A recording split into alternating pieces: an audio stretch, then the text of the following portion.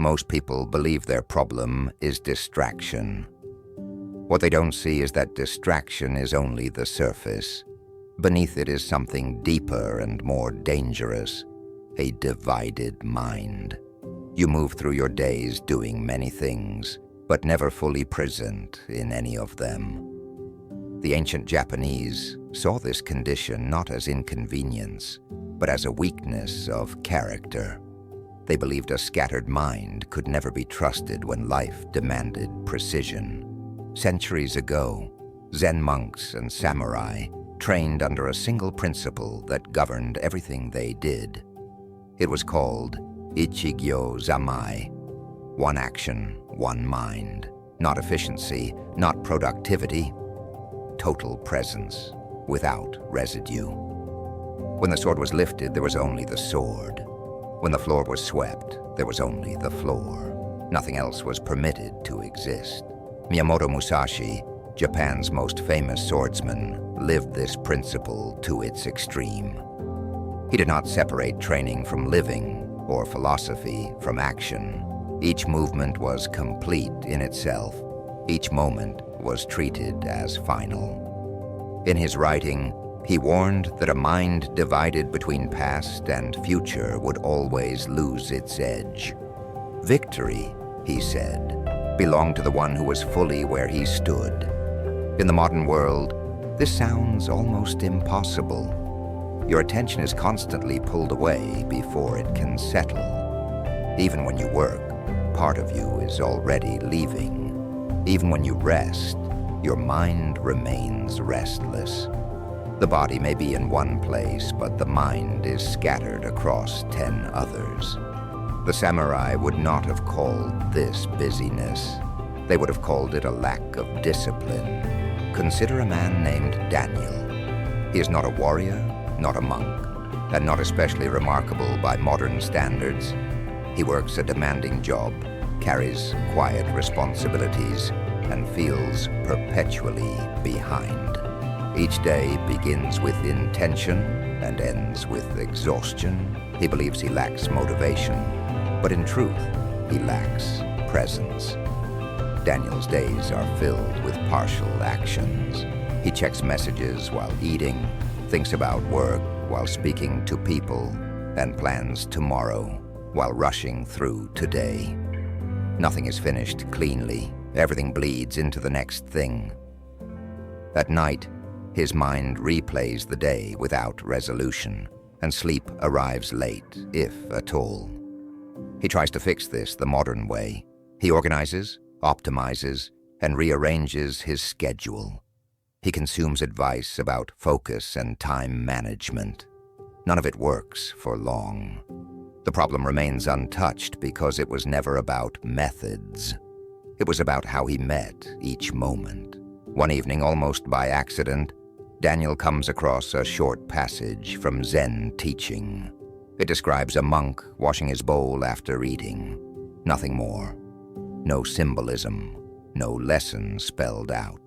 Just the act, fully done. The simplicity unsettles him. He realizes he has not washed a single bowl in years without thinking of something else. This is where Ichigyo Zamai begins to reveal itself, not as a concept, but as a demand.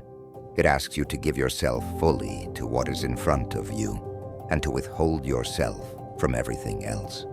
The samurai trained this way because battle allowed no second chances. A divided mind was a fatal liability. In Bushido, discipline was not loud. It was quiet, repetitive, and uncompromising.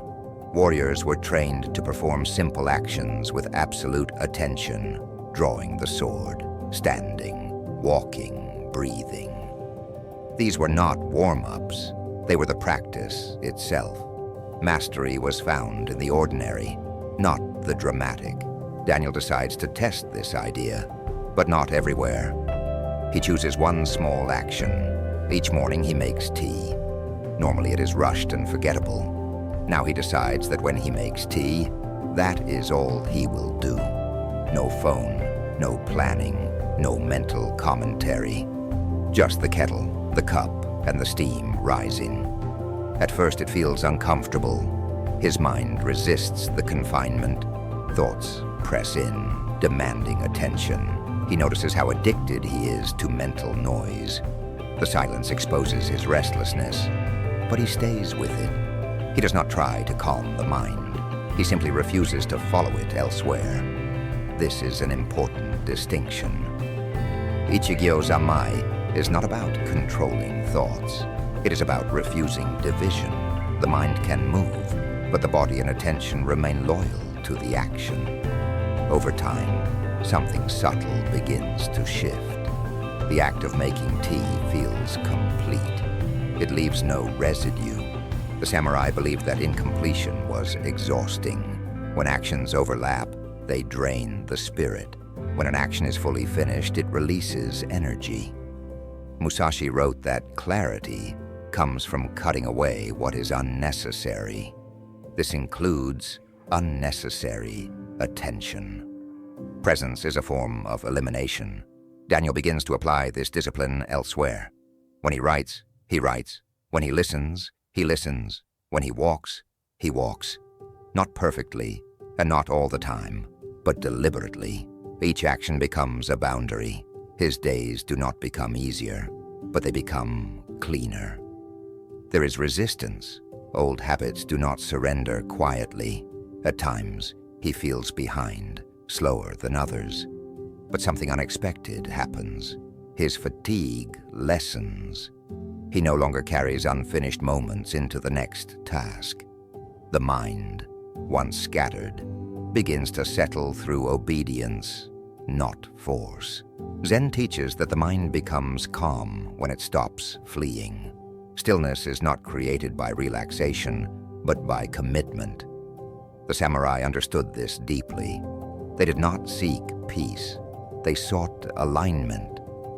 When the mind and action were one, peace followed naturally. Musashi warned against excess technique. Too many methods weaken the warrior. The same is true now. Most people try to solve distraction by adding tools. The ancient way removes them. One action, one mind, nothing extra. Daniel notices a change in how he responds to pressure. When difficulties arise, he no longer fragments. He deals with what is in front of him and nothing else. Anxiety loses its grip because it thrives on division. Presence starves it. This is not transformation in the dramatic sense. There's no moment of revelation. There's only consistency. The samurai valued this above all else. Discipline was not intensity. It was loyalty to the practice, even when no one was watching. Over time, Daniel's identity shifts. He stops thinking of himself as unfocused. He becomes someone who finishes actions. This is how self-mastery actually forms. Not through self-belief, but through repeated alignment between intention and behavior. Ichigyo Zanmai is not limited to peaceful actions. It applies equally to difficult ones. When conflict arises, you meet it fully. When pain appears, you stay with it. When fear surfaces, you do not divide yourself against it. The warrior's strength was not the absence of fear, but the refusal to fragment under it. In modern life, fragmentation is encouraged. Multitasking is praised. Constant availability is expected. The ancient Japanese path runs directly against this current. It asks you to slow down, narrow your field, and give your full weight to the present moment. This is why the practice feels demanding. It requires sacrifice. You must give up the illusion that you can be everywhere at once. You must accept limitation. The samurai understood limitation as power. A blade cuts because it has an edge, not because it is wide. Daniel's world does not change outwardly. His responsibilities remain. His schedule is still full, but his experience within it is different. There is less noise, less resistance. Each day feels grounded, not rushed. The mind no longer spills endlessly into the future. Zen masters often said that enlightenment is found in chopping wood and carrying water. This was not metaphor. It was instruction. The ordinary, done completely, becomes extraordinary. The samurai lived by this principle because their lives depended on it. One action, one mind, is not a technique to try. It is a way to live. You begin with something small and non-negotiable, one act each day that receives your full attention. Over time, this discipline spreads, not by effort, but by gravity. What this really means is that presence is not something you feel. It is something you practice. Silence is not the absence of sound.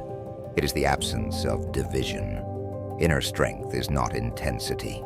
It is coherence. The silent path is narrow for a reason. It does not allow excess.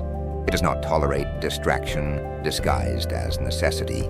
It asks you to stand fully in your life, one moment at a time, without escape. In the end, the samurai did not train to control the world. They trained to control their participation in it. When the mind stopped scattering, the world revealed itself clearly. There was nothing mystical about it, only discipline, repeated until it became natural. One action, one mind. This is how a warrior meets life, not rushing ahead, not lagging behind, fully here, fully engaged, and finally, at rest within the act itself.